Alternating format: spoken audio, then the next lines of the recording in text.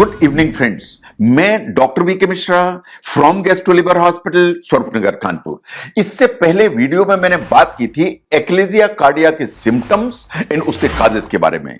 अभी मैं बात करूंगा एक्लेजिया कार्डिया के डायग्नोसिस एंड उसके ट्रीटमेंट के बारे में। इसे जरा ध्यान से देखिए, इसके डायग्नोसिस कैसे होती है। Number 1, oesophageal manometry.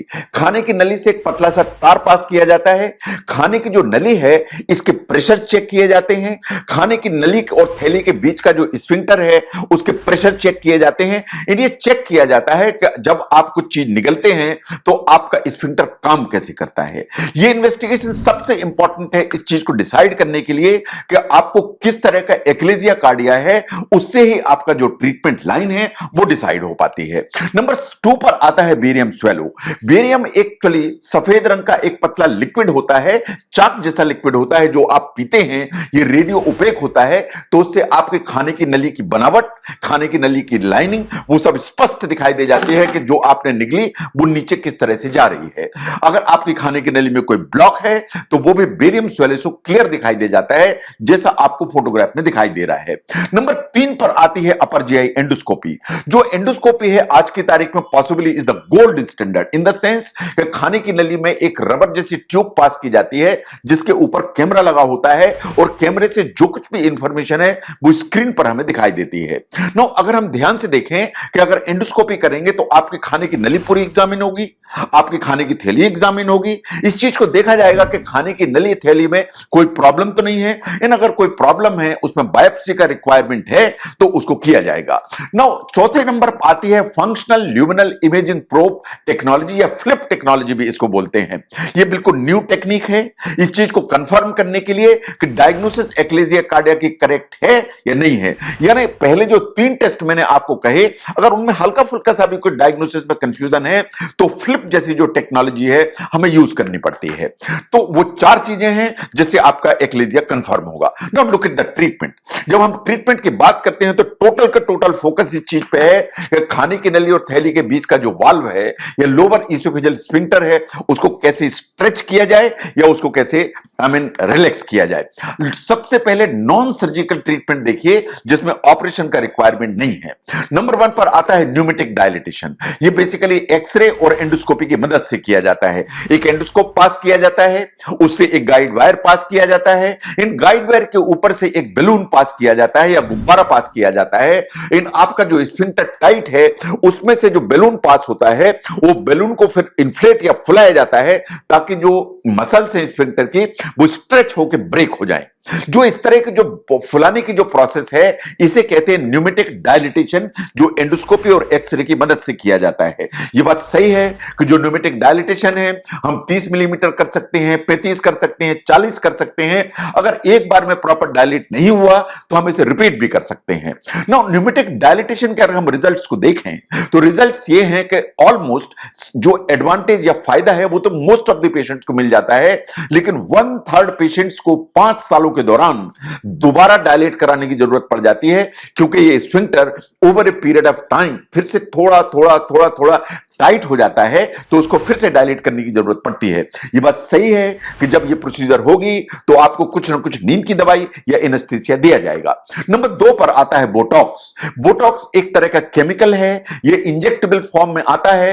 एंडोस्कोप पास करके जब एंडोस्कोप जो आपका स्फिंक्टर है उसके ऊपर प्लेस किया जाता है और एंडोस्कोप के जरिए से एक नीडल पास की जाती है और नीडल से आपका जो स्फिंक्टर है उसकी जो मसल्स हैं, मसल्स में ये इंजेक्शंस दिए जाते हैं।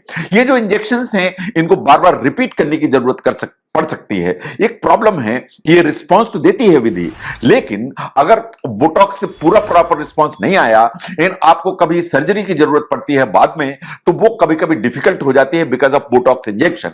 नाउ जनरली बोटॉक्स इंजेक्शन उन लोगों को रिकमेंडेड किया जाता है जिन्हें न्यूमेटिक डायलिटेशन पॉसिबल नहीं है या किसी भी कारण से सर्जरी उनकी नहीं हो पा रही है for any reason. Now Botox injection का जो एक इफेक्ट है बाय एंड लार्ज 6 महीने या थोड़ा सा ज्यादा उससे रहता है। तो इसलिए अगर ऐसा लगता है कि आपको बोटॉक्स का इंजेक्शन लगा, बहुत एडवांटेज मिला या बहुत फायदा हुआ, ये अपने आप में इस चीज का इंडिकेशन है कि आपको एक्लेजिया कार्डिया है। Now look at the medicines. क्या इस बीमारी का सिर्फ दवाइयों से काम चलेगा?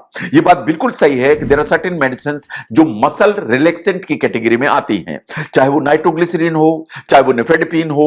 इनको आपको खाने के पहले लेना है तो जो स्फिंक्टर है वो हल्का सा रिलैक्स हो जाता है। लेकिन इन ये जो मेडिसिन है इनके बड़े लिमिटेड इफेक्ट हैं, इन साइड इफेक्ट सीवियर भी हो सकते हैं। नाउ अगर हम मेडिसिन को ध्यान से देखें तो ये जनरली कंसीडर की जाती हैं अगर न्यूमेटिक डायलिटेशन फेल हुआ या नहीं पॉसिबल है, या सर्जरी फेल हुई या नहीं पॉसिबल है। अगर बोटॉक्स इंजेक्शन ने भी आपको हेल्प नहीं की तो मेडिसिन शायद आपको हेल्प कर सकती हैं। नाउ नंबर 2 पर आता है सर्जिकल ट्रीटमेंट। तो अभी तक मैंने बात की जिसमें ऑपरेशन की जरूरत नहीं है, अब मैं बात करूंगा जिसमें ऑपरेशन या सर्जिकल ट्रीटमेंट की जरूरत है। नंबर 1 पर आते Heller's myotomy, which is the most standard treatment जो सालों साल से होता चला आया है। इसमें वास्तव में खाने की नली और खाने की थैली की जो वाल्व है, ये जो मसल है जो प्रॉब्लम कर रही है और खुलती नहीं है ठीक से, उसको वास्तव में वर्टिकली स्लिट या कट कर दिया जाता है। ये लेप्रोस्कोपिकली हो सकता है या ओपन टेक्निक से भी किया जा सकता है। इसे कहते हैं हेलर्स मायोटॉमी। ये बात सही है कि ये चूंकि वाल्व पूरा का पूरा खुल गया तो लेटर ऑन आपको गैस्ट्रो ईसोफेजियल रिफ्लक्स के सिम्टम्स आ सकते हैं।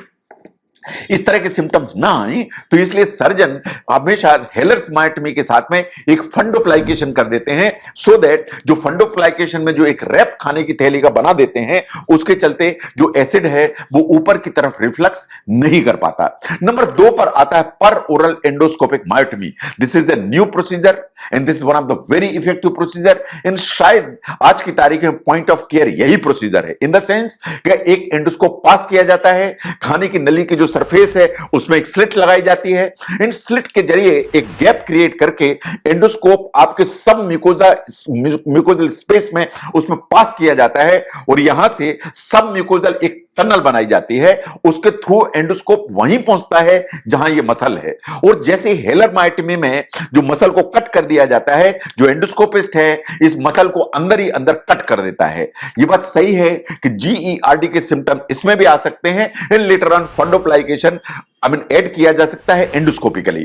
तो पर ओरल जो एंडोस्कोपिक मायोटमी है उसके रिजल्ट्स ऑलमोस्ट उतने ही हैं जितने हेलर्स मायोटमी के।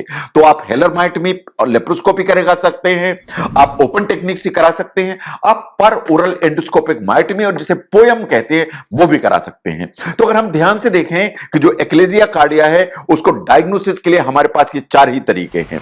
ईसोफेजियल मैनोमेट्री कराइए, आप एंडोस्कोपी की जांच कराइए, बेरियम का एक्सरे कराइए या फ्लिप टेक्निक कराइए। अगर आपको ट्रीट कराना है एक्लेजिया कार्डिया तो आपके सामने 2 विकल्प हैं। आप चाहें तो इसको मेडिसिन से ट्रीट कर सकते हैं, आप एंडोस्कोपी के जरिए से इसको डायलेट करा सकते हैं, आप बोटॉक्स इंजेक्शन यूज कर सकते हैं, और स्टैंडर्ड उसमें आप ऑपरेट कराइए, चाहे आप लेप्रोस्कोपी से हेलर्स मायोटमी कराइए या पोयम जैसी प्रोसीजर एंडोस्कोपी के लिए कराइए।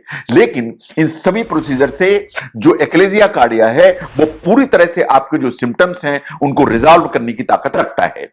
तो कैसे एक्लेजिया कार्डिया को डायग्नोज किया जाए, कैसे एक्लेजिया कार्डिया को ट्रीट किया जाए, अगर इसको समझने में यह वीडियो हेल्प करता है जरूर शेयर करें।